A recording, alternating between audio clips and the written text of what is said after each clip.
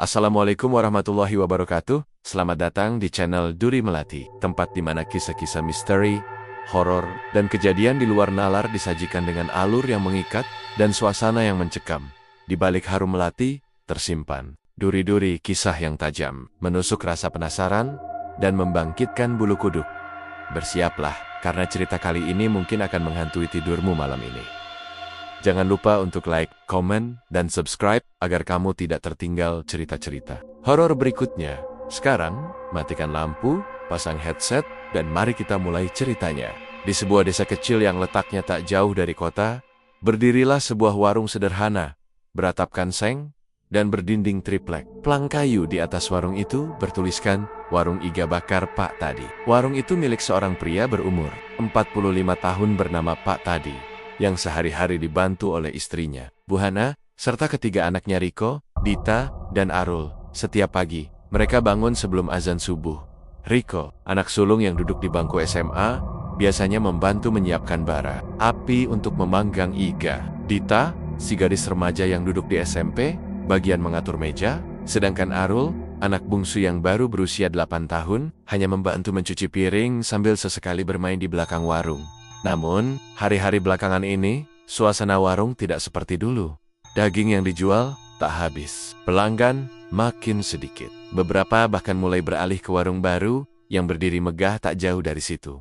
Warung Iga Bakar Pak Condro. Warung Pak Condro tampak mencolok dengan lampu terang dan plang besar berwarna merah menyala. Setiap hari selalu ramai. Mobil-mobil mewah berjejer parkir di depannya, seolah menantang warung Pak Tadi yang sepi bagai kuburan. Bu Hana mulai sering mengeluh. Mas, sampai kapan kita kayak gini terus? Daging gak habis, utang ke tukang daging nambah terus. Anak-anak butuh uang sekolah, baca atau didiam. Ia duduk memandangi bara api yang perlahan meredup, seolah ikut menandakan padamnya semangatnya. Dahinya berkerut, napasnya berat. Di dalam hatinya, ia menyimpan rasa iri yang makin memperah. Apa yang bikin warung Pak Condro ramai terus ya, nak? Gumamnya pelan. Bu Hana memandangi suaminya. Namanya rezeki, Mas. Mungkin kita belum waktunya. Tapi Pak Tadi tak menjawab. Matanya tak lepas dari warung Pak Condro yang terlihat dari kejauhan, ramai seperti pasar malam. Ia merasa terhina. Ia merasa kalah. Malam itu, saat semua orang tertidur, Pak Tadi duduk sendiri di belakang warung. Angin malam berhembus dingin, membawa suara-suara samar dari hutan yang tak jauh dari desanya. Saat itulah seorang lelaki tua berjubah hitam datang. Entah dari mana, wajahnya penuh keriput, matanya merah menyala seperti bara. Ia berdiri diam, lalu berkata, "Ingin warungmu seramai itu tadi?" Pak Tadi terkejut.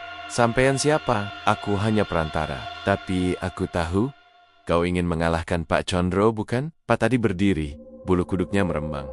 "Caranya?" tanyanya pelan. Lelaki tua itu mendekat, lalu menyodorkan sebuah kantong kain hitam kecil. Bau anyir darah langsung menyengat dari dalamnya.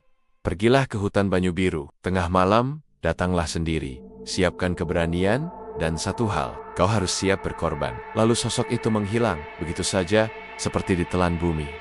Pak Tadi berdiri gemetar, matanya menatap kantong kain hitam itu. Ayah ragu, tapi bayangan warung yang sepi, suara keluhan istrinya, dan anak-anak yang tidur beralaskan tikar tipis, membuat keraguannya perlahan-lahan lenyap.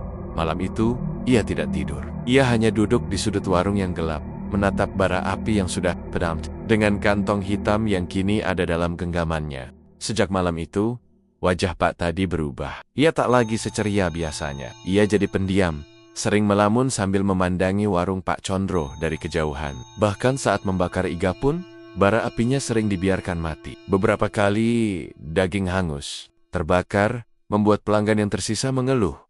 Bu Hana merasa ada yang aneh. "Mas, kamu kenapa? Sejak malam itu, kamu beda. Jangan-jangan kamu masuk angin?" Candanya mencoba mencairkan suasana. Pak Tadi hanya tersenyum tipis. "Enggak, cuma capek." Namun dalam hati, ia menyimpan dendam. Dendam yang tumbuh makin kuat setiap kali melihat keramaian di warung Pak Condro. Tiap malam, ia bisa mendengar tawa pelanggan, dentingan piring dan gelas, bahkan suara musik dangdut dari speaker warung sebelah. Sakit rasanya. Apalagi saat anak-anak mulai bertanya, "Ayah, kenapa warung kita sepi terus?"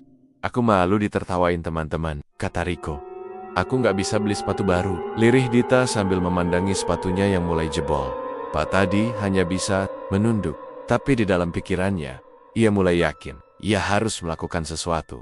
Malam harinya, ketika jam sudah menunjukkan pukul 1 dini hari, Pak Todi dayam-dayam menyelinap keluar rumah. Ia membawa kantong hitam pemberian lelaki misterius itu, dan satu bungkusan berisi ayam hitam, serta kemenyan. Ia melangkah menuju hutan Banyu Biru, sebuah tempat yang dikenal angker oleh warga desa. Orang-orang bilang, banyak yang pernah masuk ke sana, tapi tak pernah kembali. Langkah Pak Tadi semakin berat saat memasuki batas hutan. Pepohonan tinggi menjulang, dedaunan seperti berbisik, dan kabut tipis mulai turun perlahan. Udara malam begitu dingin, tapi tubuhnya justru terasa panas. Seperti dibakar dari dalam, ia mengikuti jalan setapak sempit, hingga sampai di sebuah pohon besar, dengan akar menjulur, seperti tangan raksasa. Di bawah pohon itulah, ia meletakkan ayam, hitam dan kemenyan, lalu ia buka kantong hitam itu. Isinya, seikat rambut anak kecil, segumpal tanah merah, dan sebuah batu hitam yang berdenyut seperti jantung. Tanpa disadari, ia mulai membaca mantra yang terngiang di kepalanya, seolah ada suara yang membimbing dari dalam pikirannya, darahku untuk darahmu, dagingku untuk dagingmu, buka jalan rezekiku, aku serahkan apa yang paling kucinta. Tiba-tiba tanah bergetar pelan. Pohon besar itu mengeluarkan suara seperti orang tertawa dalam napas yang parah. Dari balik akar-akar, muncul sosok bayangan tinggi, hitam, bertanduk. Dengan kepala menyerupai sapi terbakar, makhluk itu mendekat perlahan. Tubuhnya mengeluarkan bau daging busuk dan darah kering. Kau memanggilku, manusia? Suara makhluk itu berat, menggetarkan dada Pak Todi gemitar, tapi ia mencoba tegar. Aku ingin warungku ramai. Aku ingin lebih sukses dari Pak Condro. Siluman itu tertawa-tawa panjang yang memantul di antara pepohonan, membuat burang-burang malam beterbangan. Kau akan mendapatkannya, tapi ada harga yang harus dibayar. Apa itu? Sesuatu yang paling kau cintai. Bukan sekarang, tapi nanti. Akan kuambil saat waktunya tiba. Pak Tadi mengangguk tanpa pikir panjang. Ia sudah terlalu marah, terlalu putus asa. Ia tak peduli lagi. Makhluk itu menghilang bersama kabut yang semakin pekat. Aroma daging terbakar menyeruak di udara. Lalu dari balik pohon, terdengar suara tangisan anak kecil. Sam Art menoyat hoti Pak Tadi pulang dengan langkah gontai. Namun di wajahnya terselip senyuman kecil. Entah karena lega atau karena kebodohan yang belum ia sadari, esok paginya, Pak Tadi mendadak ramai.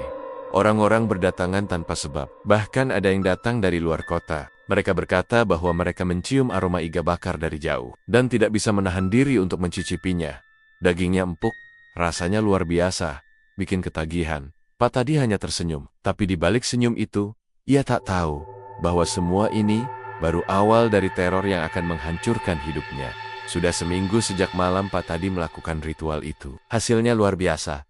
Warung yang dulu sepi, sekarang diserbu pembeli. Daging iga yang biasanya tak laku, kini ludes hanya dalam 2 jam. Bahkan banyak pelanggan yang datang hanya karena terpikat aroma. Katanya, entah dari mana kabar tentang warung itu menyebar.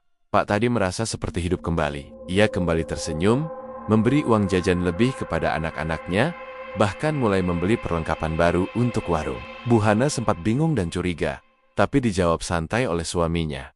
Namanya juga rezeki. Nah, mungkin Allah kasihan sama kita. Namun malam-malam Pak Tadi tidak lagi tenang. Ia mulai sering mimpi buruk. Dalam tidurnya, ia melihat bayangan siluman berkepala sapi berdiri di sudut dapur warungnya. Sosok itu tidak berkata-kata, hanya menatap tajam, seakan sedang menagih sesuatu.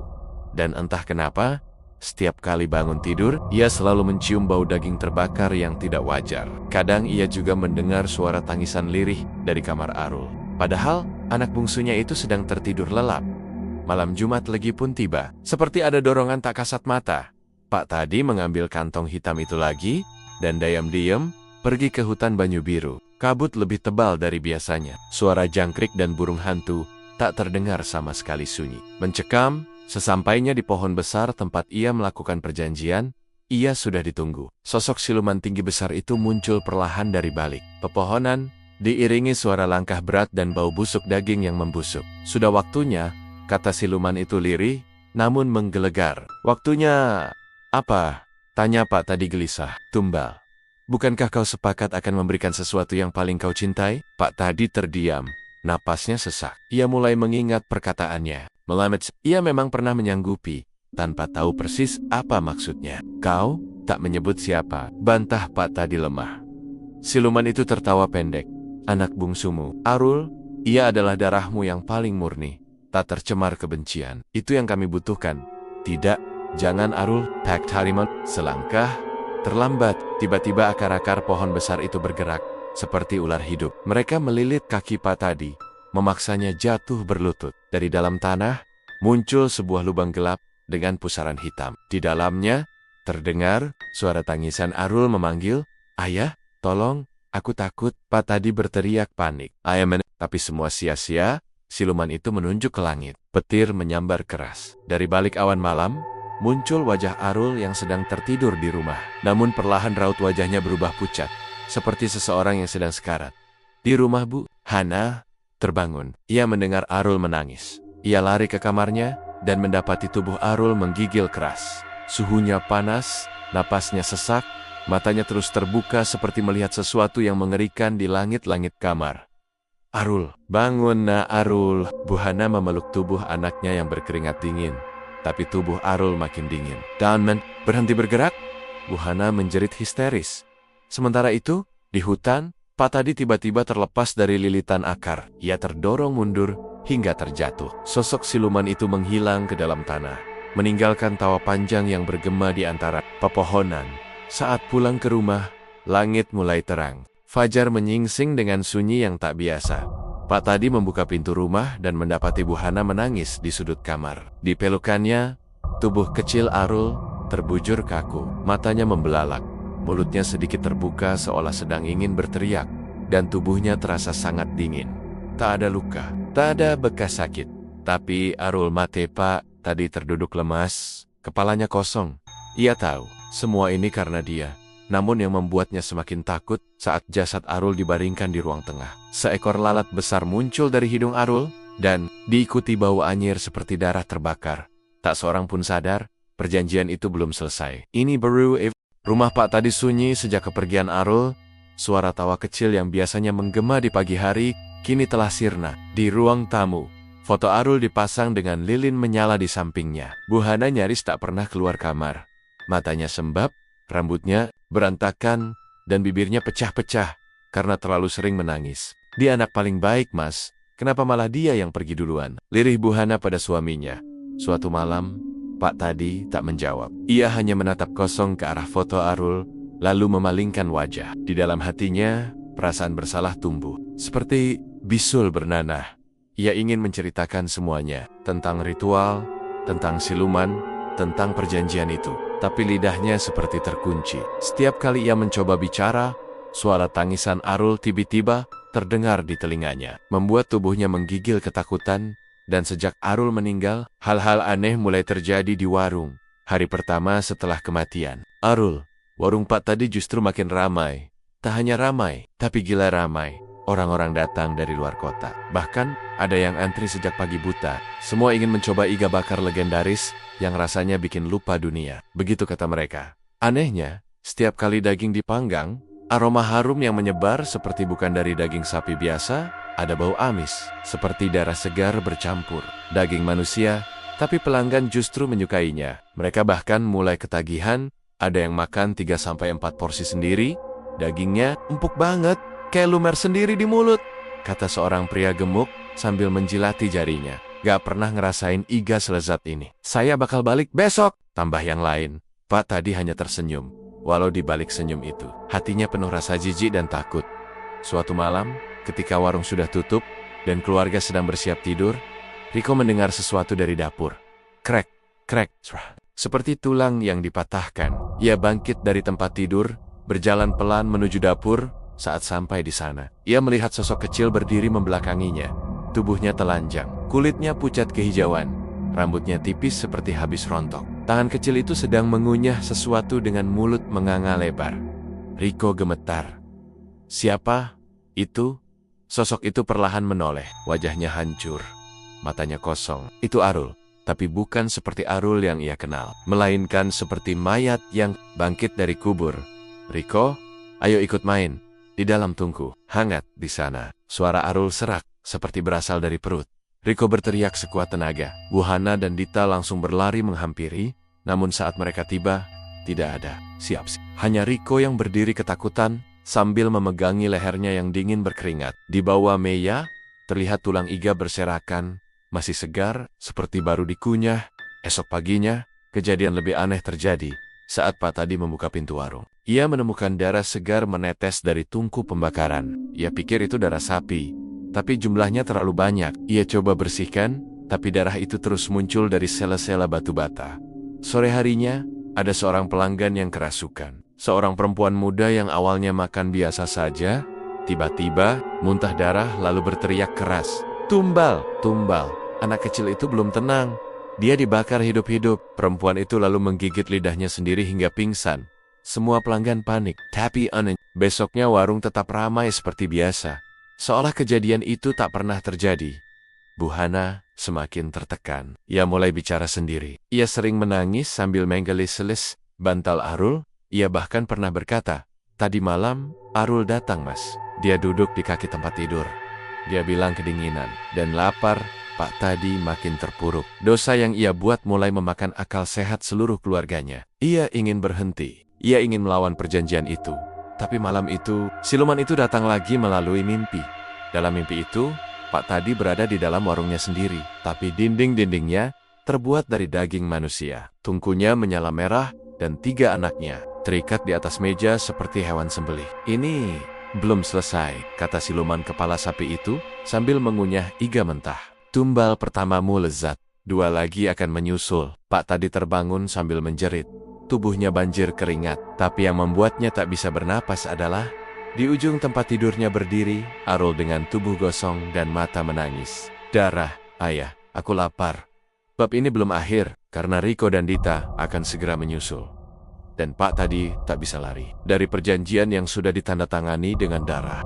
3 hari setelah kematian Arul, nama warung iga bakar Pak Tadi menjadi perbincangan besar di media sosial. Seorang food vlogger lokal mengunggah video review tentang kelezatan iga bakar buatan Pak Tadi. Dalam video itu, ia menyebut bahwa dagingnya terlalu empuk untuk daging sapi biasa, dan bumbunya seperti menyatu dengan daging, seakan dimasak dari dalam, katanya.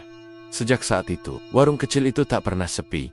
Orang-orang datang dari luar kota. Mereka antri dari pagi sampai malam. Bahkan, ada yang rela menginap di mobil hanya agar bisa mencicipi iga bakar yang sedang viral itu. Pak Tadi seolah menjadi selebriti lokal. Setiap hari ada orang baru yang memujinya. Dagingnya kayak meleleh di lidah. "Pak, ini sihir apa? Pakai resep warisan nenek ya, Pak?" Rasanya nggak masuk akal. Pak Tadi hanya tersenyum, menyembunyikan kegelisahan yang sudah menumpuk seperti bom waktu. Karena setiap malam, ia tahu apa yang sebenarnya terjadi dari balik tungku pembakaran. Ia mendengar suara jeritan. Setiap kali daging dipanggang, terdengar suara anak kecil menangis minta tolong.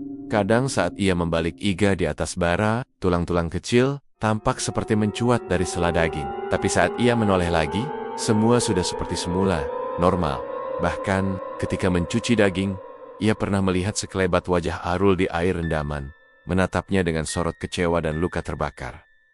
Buhana, yang dulu sangat rajin membantu, kini nyaris tak pernah ke warung. Ia lebih sering duduk diam di kamar Arul, sambil memeluk boneka kecil peninggalan anaknya. Matanya sayu, bibirnya kering, tubuhnya seperti layu. Dita dan Riko pun mulai menunjukkan tanda-tanda aneh. Dita sering mengigau dalam tidurnya. Ia berbicara sendiri seolah sedang bermain dengan adiknya. "Arul, jangan main di atas tungku. Nanti kamu kebakar, hihi." Suatu malam, Buhana melihat Dita berjalan di lorong rumah dengan mata terbuka lebar namun kosong. Ia menuju dapur, membuka tungku yang masih panas, lalu mengulurkan tangannya ke bara api sambil tertawa pelan. Untung Buhana langsung menariknya. Tapi luka bakar di tangan Dita sangat parah. Dita bilang, Arul ngajak masak bareng. Charles dengan suara datar, tanpa rasa sakit. Sementara itu, Riko berubah jadi pemurung. Ia mulai menjauhi ayahnya. Matanya selalu memandangi tungku dengan tatapan takut, seolah tahu sesuatu yang tak bisa diungkapkan. Suatu malam, Riko memberanikan diri bertanya pada Pak Tadi saat mereka sedang membersihkan meja warung. "Ayah, daging yang kita jual itu, daging apa?" Pak tadi terdiam, tangannya berhenti mengelap meja. Udara mendadak dingin. Dari arah dapur, terdengar suara pisau jatuh sendiri. Ayah, jawab. Riko menatapnya tajam, setengah gemetar. Pak tadi hanya bisa berbohong. Sapi nak, dari sapi. Tapi Riko tahu ayahnya sedang berbohong. Ia tahu, karena setiap malam, ia bermimpi Arul disembelih di atas meja warung. Lalu tubuhnya dimasak perlahan-lahan. Puncaknya terjadi pada malam Jumat Kliwon. Warung sedang sangat ramai malam itu. Ada rombongan turis dari kota yang datang, bahkan wartawan lokal ikut meliput. Mereka merekam suasana warung dan mewawancarai Pak tadi di depan tungku. Saat salah satu wartawan mencoba mencicipi sepiring iga bakar, tiba-tiba ia memuntahkan darah di hadapan kamera ini. Ini bukan daging sapi! Teriaknya keras. Wajahnya pucat. Pelanggan mulai panik. Tiba-tiba, lampu warung padam sendiri. Tungku menyala hebat dengan api biru menjilat langit-langit. Suara jeritan anak kecil menggema dari dalam dapur. Mesya-mesya, begeta, sendak-sendak terlempar sendiri ke lantai. Seorang ibu muda kerasukan di tengah keramaian. Ia menari-nari sambil berteriak, "Darah tumbal! Darah tumbal! Buka pintu neraka!" Warga lari tunggang langgang. Ada yang jatuh. Ada yang kesurupan. Ada pula yang pingsan karena mencium bau daging gosong yang menyengat tiba-tiba dari tungku. Bu Hana yang baru datang dari rumah melihat semua kekacauan itu. Ia menatap suaminya dengan pandangan benci dan takut. "Kau Jewel, anak kita?" tanyanya dengan suara pelan, namun tajam seperti pisau menusuk. Pak tadi tak sanggup menjawab. Ia hanya terisak. Tapi jawabannya sudah jelas. Setelah malam itu, banyak orang enggan kembali ke warung itu. Tapi yang lebih mengerikan adalah, warung itu tidak pernah banner-banner tutup. Setiap malam, tungku warung menyala sendiri. Kadang ada bau daging terbakar. Padahal, warung kosong. Ada yang mengaku melihat anak kecil berdiri di balik tirai dapur, menatap keluar dengan mata hitam legam, dan wajah terbakar, dan satu hal yang pasti, siluman itu belum kenyang. Tumbal belum selesai ricodean deta. Dalam daftar, sejak malam Jumat Kliwon, yang penuh kekacauan itu, warung Pak tadi seperti berubah menjadi tempat terkutuk. Warga desa yang dulu berlomba-lomba membeli iga bakarnya, kini justru tak berani mendekat. Bahkan siang hari pun, tak ada satupun yang berani lewat di depannya. Mereka belang. Sering terdengar suara tangisan anak kecil dari dalam warung yang kosong. Kadang bau daging gosong muncul begitu saja, menyengat hingga menusuk ke dada.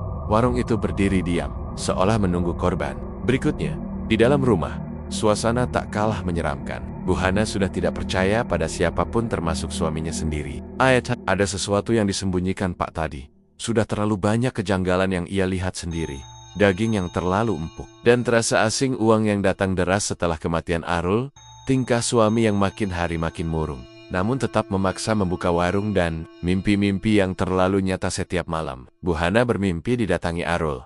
Anaknya muncul di ujung tempat tidur. Tubuhnya gosong, lidahnya menjulur, dan matanya merah menyala. "Ibu, aku lapar.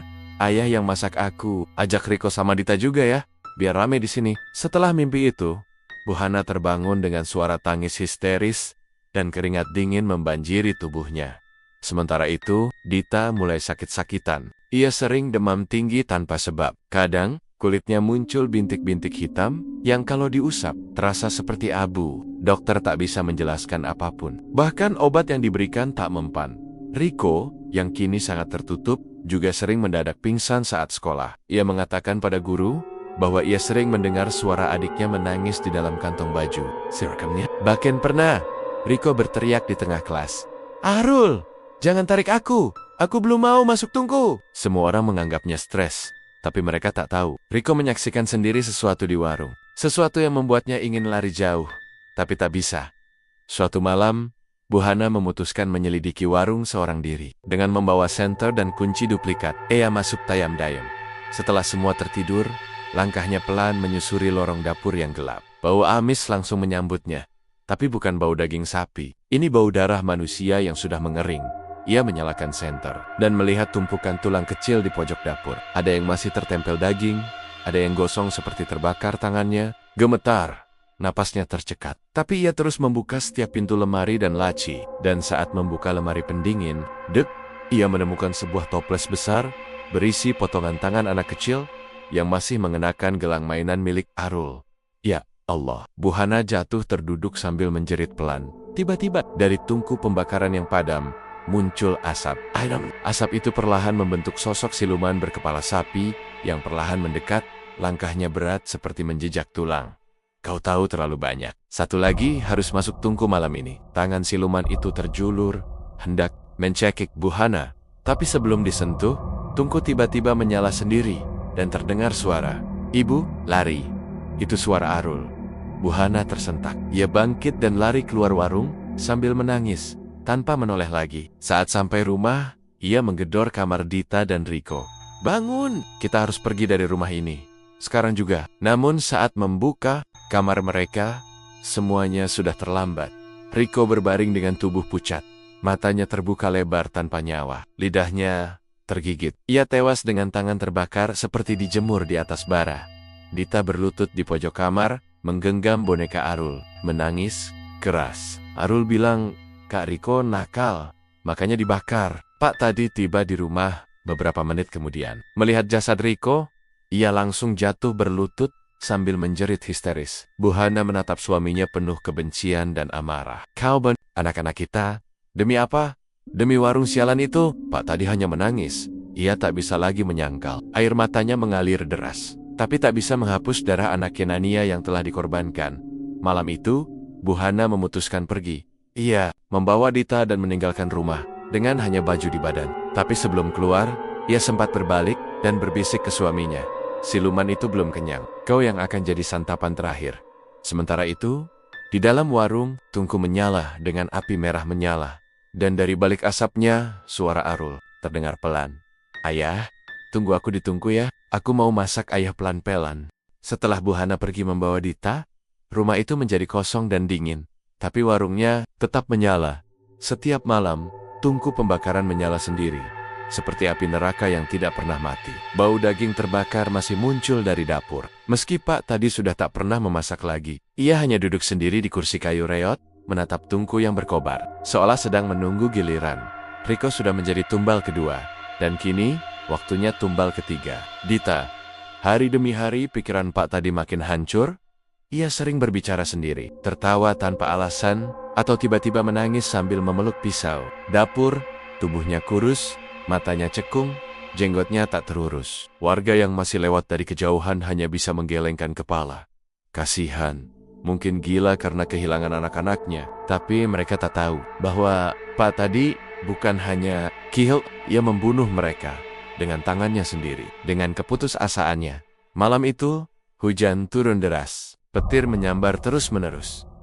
Rumah Pak tadi gelap total, tapi di dalam warung, api tungku menyala lebih terang dari biasanya. Menyalat darah. Pak tadi duduk sendiri di depan api, tatapannya kosong. Suara anak-anak terdengar dari segala arah. Tangisan Arul, tawa kecil Dita, dan jeritan kematian Riko bercampur jadi satu di kepalanya. Tiba-tiba, pintu warung terbuka sendiri. Udara dingin menyusup masuk. Dari kegelapan luar, Buhana mangkwel, basah kuyup, tubuhnya gemetar, matanya sayu, tapi bukan karena hujan, melainkan karena ketakutan di belakangnya. Dita, anak perempuan itu terlihat aneh, wajahnya pucat, matanya kosong, dan tubuhnya bergetar. Mas, suara Buhana gemetar. Dia dipanggil Arul. Pak tadi berdiri kaku, tungku di belakangnya meletup pelan, seperti menyambut kehadiran korban berikutnya. Apa maksudmu? Tanya Pak tadi, lirih. Dita bicara sama Arul setiap malam. Arul bilang, dia kesepian, dia pengen ditemani. Dita sudah mulai bicara aneh, Mas. Dita mendekat, ia menatap ayahnya, lalu tersenyum kecil. Ayah, Arul, ajak aku main di dalam tungku. Jangan Dita. Buhana menarik anaknya mundur. Tapi tubuh Dita mulai kaku. Matanya melotot, bibirnya bergerak sendiri. Yang keluar bukan suara Dita, tapi suara Arul. Ayah, kau janjikan 3 tumbal, biar warung kita nggak pernah sepi. Pak tadi jatuh terduduk. Tangannya menutup wajah. Ia menangis seperti orang gila. Hujan di luar makin deras, tapi panas dari tungku terasa seperti membakar kulitnya sendiri. Cukup, hentikan, ambil aku saja. Teriak Pak tadi ke arah api yang menyala. Saat itu juga, tungku meledak keras. Api menyebar ke seluruh dapur, membakar langit-langit, dinding, meja, namun tidak membakar tubuh mereka. Api itu bergerak seperti makhluk hidup berputar-putar di sekitar mereka, seolah sedang menunggu pilihan. Lalu, dari dalam api, sosok siluman itu muncul. kepala sapi, terbakar, matanya merah menyala, mulutnya menganga memperlihatkan gigi panjang seperti pisau. Janji adalah janji, manusia, 3 tumbal, dan kau sebagai penutup. Tiba-tiba, tubuh Dita terangkat ke udara. Tangan dan kakinya terentang seperti disalib. Ia menangis, menjerit, memanggil ibunya. Buhana berlari, memeluk kaki anaknya, mencoba menariknya turun. Tapi kekuatan makhluk itu terlalu besar. Kau tak akan ambil anakku lagi. Jared Buhana.sat itu juga, Pak tadi berlari ke tungku yang menyala. Ia menjerit sekuat tenaga dan melompat masuk ke dalamnya. Api melahap tubuhnya, namun ia tidak terbakar. Justru, api itu mengecil dan perlahan padam. Dita jatuh ke lantai. Nafasnya tersengal, tapi selamat. Sosok siluman itu lenyap dalam sekejap bersama. Jeritan panjang Pak tadi yang menggema dari dalam tanah. Malam itu, warung terbakar sendiri hingga rata dengan tanah. Namun, tidak ada satupun warga yang datang membantu. Mereka hanya berdiri jauh, menatap api yang menjulang, dan mendengar suara anak kecil bernyanyi dari balik kobaran. Sate, iga, daging manusia hangus, hitam, rasanya nikmat. Kisok. Paginya hanya tersisa abu dan puing-puing hangus. Di tengah bekas warung itu, terdapat kursi kayu gosong, dan di atasnya, tergeletak pisau besar yang masih hangat. Tak ada tanda tubuh Pak tadi. Tak ada tulang, tak ada darah, hanya bau. Daging terbakar yang tidak akan pernah hilang. Sudah 3 bulan berlalu sejak kebakaran warung iga bakar milik Pak tadi. Puing-puingnya masih berserakan, hitam, dan berabu. Tidak ada warga yang berani membersihkan atau mendekati tempat itu. Siang hari terasa panas menyengat, dan malamnya sangat dingin serta sunyi, meski sudah lama terbakar. Bau daging hangus masih tercium jelas setiap malam Jumat. Tak ada suara jangkrik, tak ada burung malam, hanya sunyi, dan sesekali terdengar suara seperti bara menyala. Warga kampung mulai resah, bukan hanya karena tempat itu angker, tapi karena banyak kejadian aneh mulai terjadi di sekitar sana. Seorang pemuda, Ujang, iseng datang ke sana malam-malam karena ditantang teman-temannya. Ia membawa kamera dan niat live di media sosial. Gua buktiin kalau semua ini cuma mitos. Mana ada warung setan, katanya sombong. Namun live itu hanya bertahan 2 menit. Wajah Ujang tampak ketakutan. Tiba-tiba kamera berguncang keras dan terdengar suara api berkobar. Lalu, jeritan panjang, liftnya terputus. Esok paginya, warga hanya menemukan sepasang sandal dan kamera hangus. Tubuh Ujang tidak ditemukan. Hanya ada bekas telapak kaki terbakar menuju ke arah tungku bekas warung. Setelah itu, teror mulai meningkat. Orang-orang yang tinggal dekat puing warung mengaku mendengar suara. Anak kecil menangis, piring pecah, suara pisau diseret di lantai, dan bau daging terbakar yang menyengat sampai menusuk hidung. Bahkan, ada yang mengaku melihat sosok laki-laki dengan kepala terbakar dan baju tukang masak berdiri di tengah warung, memanggil-manggil sambil berkata, "Mau coba iga bakar spesial?" Buhana kini tinggal di rumah orang tuanya. Dita selamat, namun tidak bisa bicara lagi. Trauma berat membuatnya membisu. Setiap malam, ia hanya menatap ke jendela dan sesekali menggambar sesuatu. Tungku menyala, sosok ayahnya, dan anak-anak tanpa wajah. Buhana sering mimpi buruk dikejar sosok berkepala sapi yang berdiri di dapur rumahnya. Dalam mimpi itu, suara Pak tadi terdengar. "Hana, aku masih masak di sini. Jangan tinggalkan warung kita." Warung kita belum tutup. Buhana terbangun dengan keringat dingin dan luka seperti terbakar di pergelangan tangannya. Desas-desus menyebar bahwa siluman pesugihan belum puas. 3 tumbal belum cukup. Ia ingin lebih. Karena sejak malam kebakaran itu, banyak orang asing yang lewat warung itu tidak pernah kembali. Beberapa anak sekolah yang nekat masuk ke area bekas warung untuk membuat konten horor hilang. Yang ditemukan hanya tas sekolah, serpihan baju, dan tulang jari yang sudah gosong.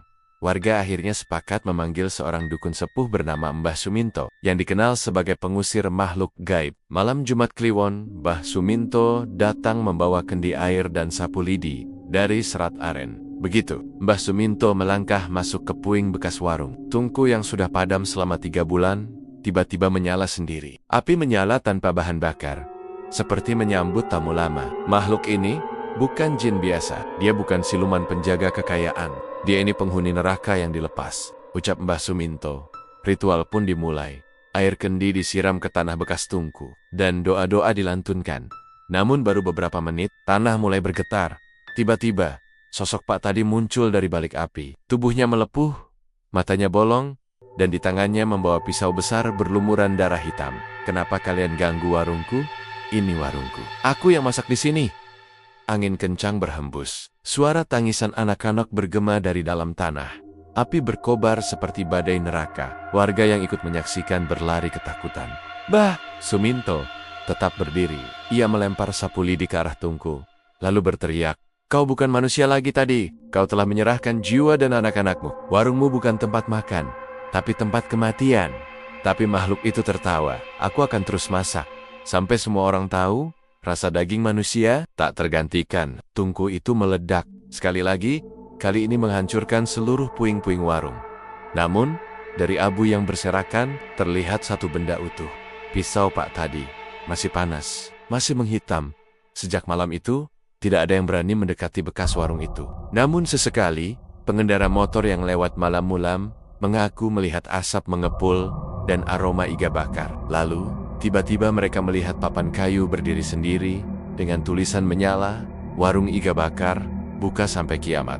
Sejak malam ritual Mbah Suminto, teror bukannya berhenti malah semakin menjadi. Banyak warga yang melihat bayangan Pak tadi mondar-mondir di bekas puing warung. Api sering menyala sendiri dari tanah, dan aroma daging terbakar makin kuat terasa. Bu Hana yang tinggal di rumah orang tuanya mulai sering mendengar suara anak Kainania memanggil dari balik dinding rumah. Dita, satu-satunya anak yang tersisa, makin memburuk keadaannya. Setiap malam, Dita menggambar Tungku, gambar kepala sapi, dan sosok lelaki tanpa wajah sedang mengiris daging. Ia mulai bicara tapi bukan dengan suara sendiri. "Bu, aku pengen ke warung, ayah masak hari ini," kata Dita dengan nada datar dan sorot mata kosong. Bu Hana ketakutan. Ia menyadari siluman pesugihan itu belum selesai, tumbal belum lengkap. Dita adalah tumbal terakhir. Suatu malam Dita menggilai. Dari Rama, jendela kamarnya terbuka. Di lantai, hanya ada gambar dirinya sedang berdiri di depan warung, dengan wajah tersenyum dan darah mengucur dari mulut. Bu Hana histeris, lalu berlari keluar, sambil berteriak memanggil nama anaknya. Tak ada yang melihat Dita keluar, tapi seorang tetangga bilang, "Tadi saya lihat bayangan anak kecil, jalan sendiri ke arah warung yang kebakar itu." Bu Hana segera berlari menuju bekas puing warung, kini sudah menjadi tanah mati yang dipenuhi rumput gosong dan arang. Tapi malam itu, dari kejauhan, warung itu terlihat hidup kembali. Lampunya menyala, ada suara orang makan, suara gelas, tawa-tawa, dan asap mengepul dari dapur.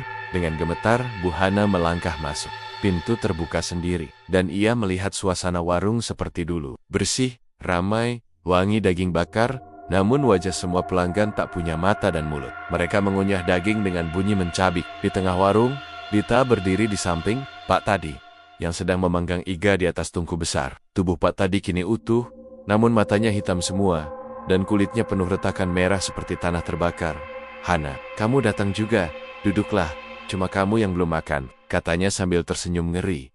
Dita menoleh ke arah ibunya dan berkata dengan suara serak, "Bu, enak banget rasanya. Ini daging keluarga."